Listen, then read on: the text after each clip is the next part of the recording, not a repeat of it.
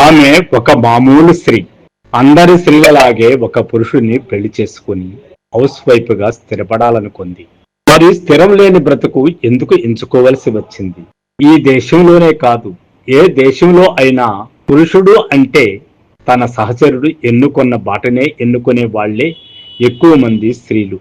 ఆ తర్వాత జీవన ప్రయాణంలో భర్త మామూలు పురుషుడైతే ఆమె మామూలు భార్యగా మిగిలిపోతుంది.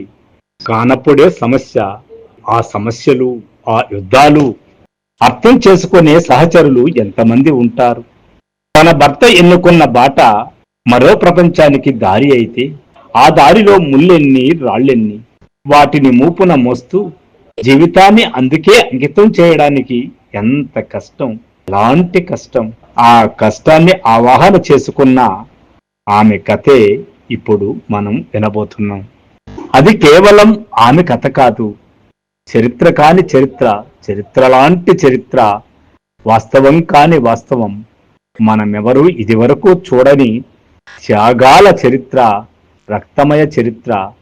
మరి ఇప్పుడు ఆమెవరో తెలుసుకుందాం, ఆమె కథ ఏమిటో విందాం.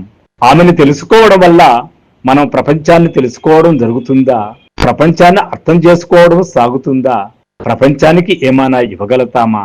ఖచ్చితంగా ఆమె గురించి తెలుసుకుంటే మాత్రం ప్రపంచానికి ఏమీ ఇవ్వలేకపోయినా కేవలం ఒక కన్నీటి బొట్టునైనా ఇవ్వగలుగుతాము, లేదా చేతనైనంత చేయూతనైనా ఇవ్వగలుగుతాము.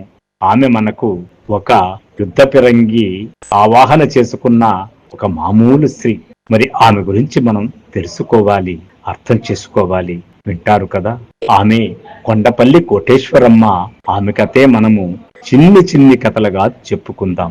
ఆమె జీవితమే ఒక కథ, ఆమె కథే ఒక జీవితం, మనందరికీ మార్గదర్శకం. సో ఫ్రెండ్స్, ఆమె కథను మీరందరూ ఆదరిస్తారని, మన సాహిత్యం ఛానల్ ని మీరందరూ గౌరవిస్తారని ఆశిస్తూ, థ్యాంక్ యూ.